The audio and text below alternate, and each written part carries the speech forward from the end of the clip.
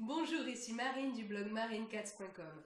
Aujourd'hui, je souhaite aborder avec vous la thématique du changement et notamment vous parler de 3 livres qui peuvent vous aider au changement. Parce que le changement, ça peut paraître parfois difficile, compliqué, inaccessible. Et pourtant, c'est possible. D'ailleurs, on l'a vu dans une précédente vidéo, je vous remets le lien ici et en bas dans la description. Et du coup, il y a un médium qui peut nous aider, nous montrer la voie du changement, c'est le livre. Le livre, ça peut vraiment nous changer la vie, sa lecture, évidemment.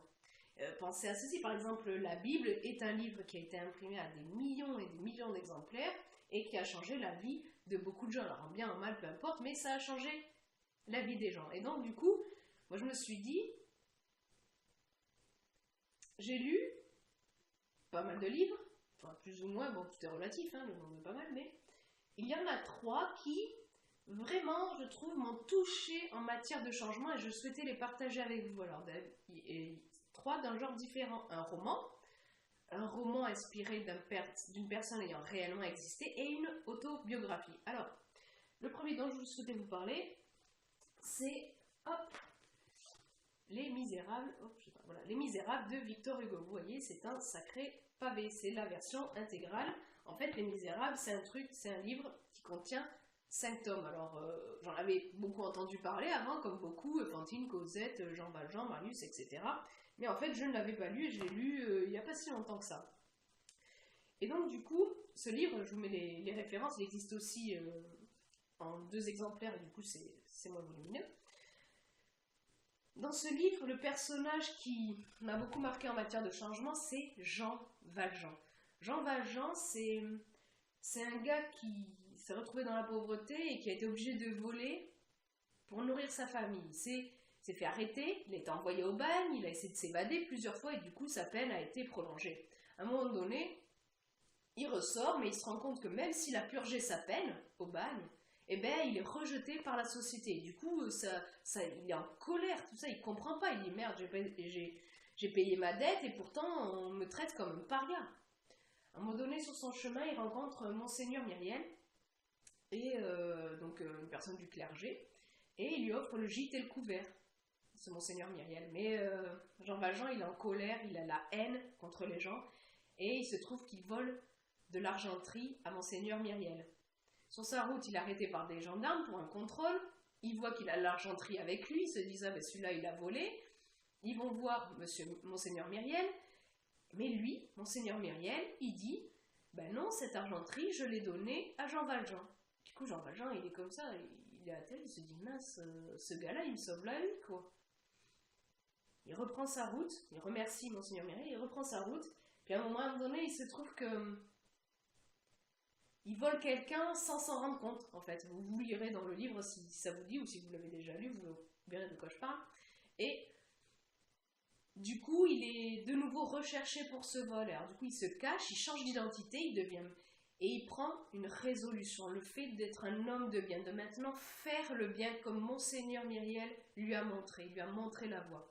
Et il devient, Jean Valjean, Monsieur Madeleine, il met en place une entreprise très florissante, et dans cette entreprise, il y a des règles, tout ça.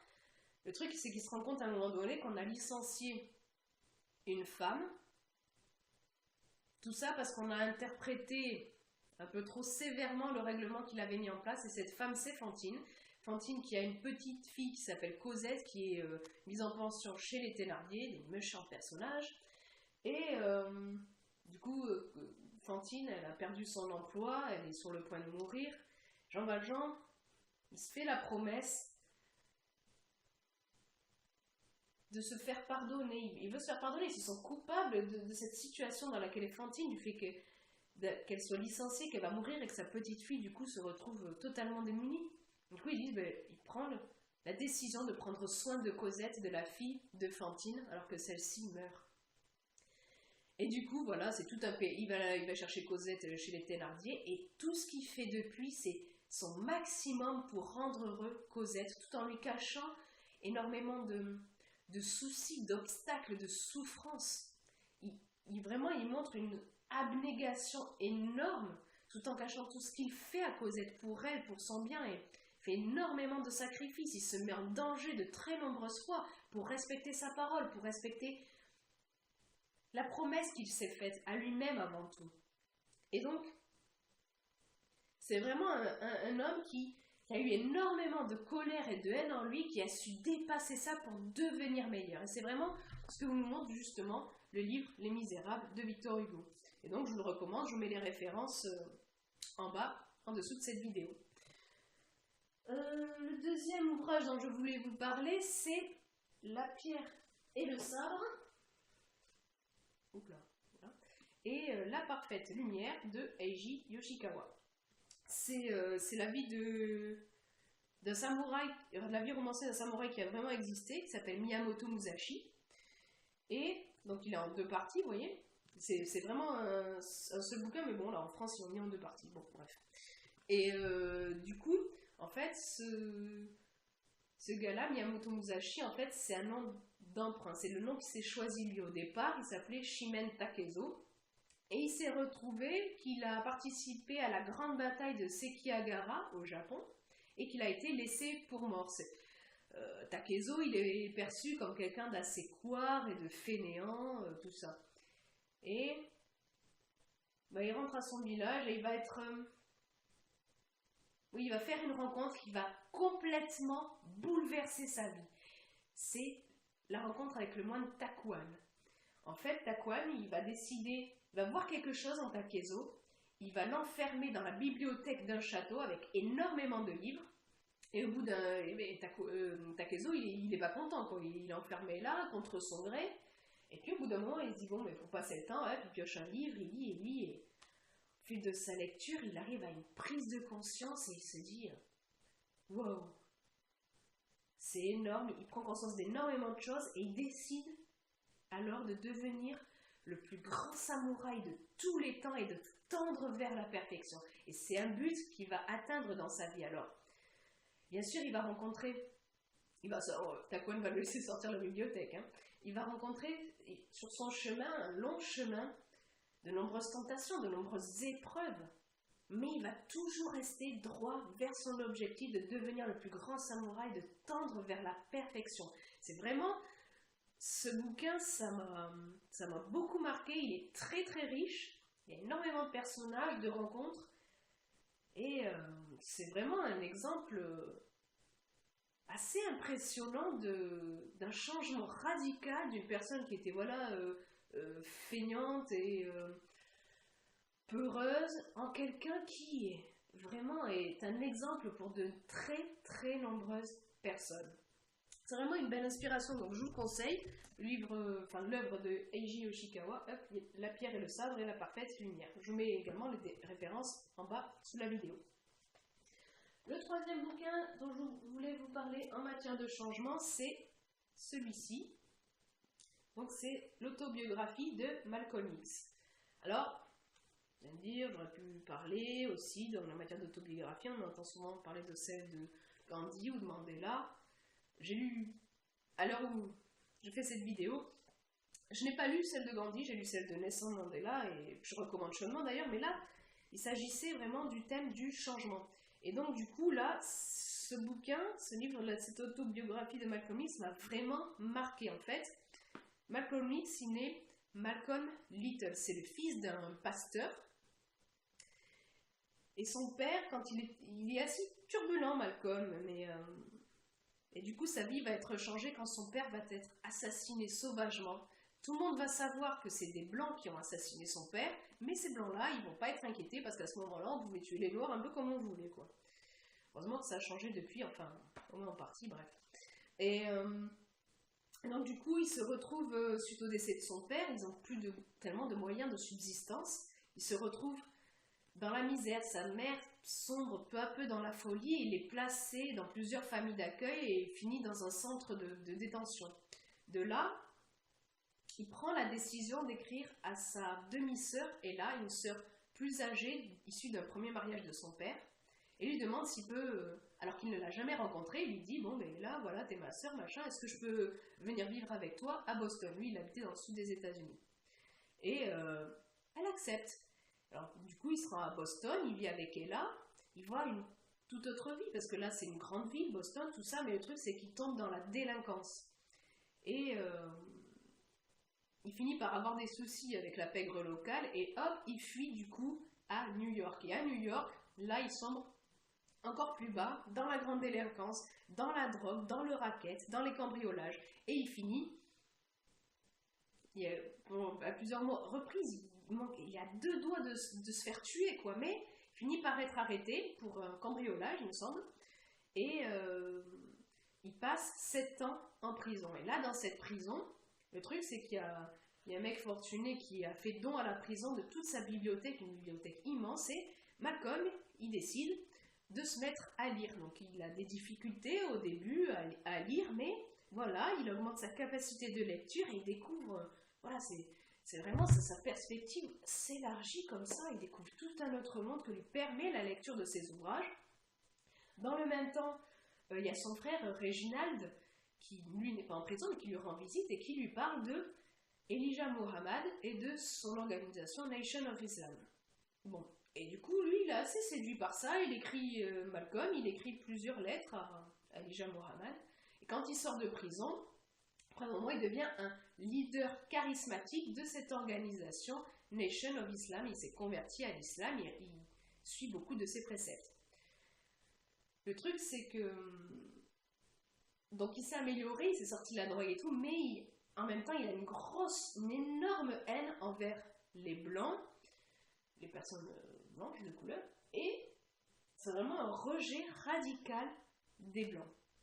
Mais à un moment donné, il se rend compte que Elijah Muhammad, il ne respecte pas les préceptes qu'il enseigne, et du coup Malcolm, il s'éloigne de cette organisation, on le fait s'éloigner aussi, et à ce moment-là, il se convertit, il découvre l'islam orthodoxe, il s'y convertit, se rend à la Mecque. Encore une fois, grâce à sa sœur Ella qui avait vraiment épargné pendant de longues années pour s'y rendre, mais elle lui offre cet argent pour que lui, Malcolm, puisse y aller. Et ça a vraiment bouleversé sa vie. Il est rattaché à l'islam, il comprend beaucoup mieux cette religion, et il modère ses propos.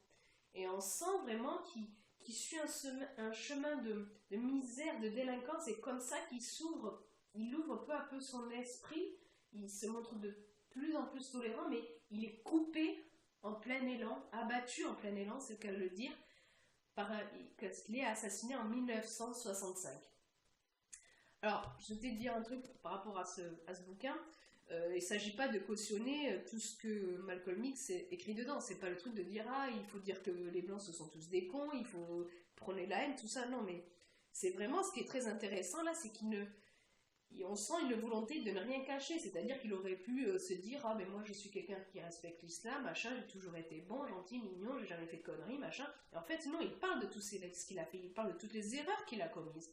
Mais il montre aussi que malgré les erreurs qu'il a commises, malgré les comportements parfois vraiment plus que limites qu'il a eu, eh bien, c'est pas pour autant qu'il faut se flageller. Il a décidé de changer, il a pris des décisions au fur et à mesure, et c'est vraiment ça que je voulais vous parler. C'est le fait que ce mec-là, il a réussi à changer à de nombreuses reprises, à se remettre en question, il a une forte remise en question, et c'est ça qui lui permet de tendre de plus en plus vers qui il est vraiment. Alors, bien sûr, il est coupé dans son élan, par le fait qu'il a été assassiné, mais vraiment c'est un bouquin qui m'a vachement marqué en matière de changement. Encore une fois, il ne s'agit pas de cautionner un quelconque propos, mais de voir ça en matière de changement, c'est un très bel exemple. Et d'ailleurs, on remarquerait que Malcolm X, tout comme Miyamoto Musashi, alors Miyamoto Musashi, je ne sais plus si je vous ai dit, oui, il s'appelle Shimen Takezo, mais en fait il a pris le nom de Miyamoto Musashi quand il a connu une forme de renaissance suite à la lecture des livres et qu'il a décidé de devenir le plus grand samouraï de tous les temps. C'est-à-dire Miyamoto, c'est le nom de son village, et Musashi, c'est une autre façon de lire Takezo dans les caractères japonais. Je crois que c'est en chinois que ça se lit Musashi. Enfin bref. Voilà. Et donc dans ces deux personnages, ces deux personnes ayant réellement existé, Malcolm X et Miyamoto Musashi, c'est pour eux, c'est la lecture qui a vraiment permis d'entamer le changement. Ils ont pris des décisions et la lecture leur a vraiment ouvert la voie du changement, la voie d'un changement meilleur pour eux, afin qu'ils deviennent une meilleure personne, une meilleure version d'eux-mêmes. Et donc, c'est pour ça aussi que je me suis dit, c'est vraiment de bons livres pour inspirer le changement, parce que justement dans ces bouquins-là, eh bien, les personnages, les personnes ont eu la lecture comme ouverture vers le changement. C'est ça vraiment qui a initié le changement vers le fait qu'ils deviennent plus eux-mêmes. Donc j'espère que ces livres, ça vous a donné envie de les lire. Je vous mets encore une fois toutes leurs références en bas dans la description sous la vidéo. Et si vous pensez aussi, vous, que les livres, la lecture d'un ou plusieurs livres peut changer la vie, cliquez sur le pouce en l'air présent ici en bas sous la vidéo. Vous pouvez là également trouver un petit bouton rouge pour vous abonner à la chaîne YouTube. Comme ça, dès que je publie une nouvelle vidéo, vous êtes automatiquement averti. C'est simple, c'est rapide. Je vous mets également en bas dans la description donc les références vers pour les livres, des livres dont je vais parler, je vais y arriver. Un lien vers l'article complet lié à cette vidéo. Et également, je vous mets ici un lien pour vous abonner à mes contacts et recevoir mon livret gratuit sur l'estime de soi, super important en matière de bien-être et de bonheur. Et vous verrez que vraiment, si vous pouvez changer pour avoir une meilleure estime de vous-même, pour être plus heureux. Je vous mets également ici un lien sur le i comme info pour télécharger le livret et faire partie de mes contacts. Sur ce, je vous souhaite une excellente journée. Soyez vous-même. À très vite.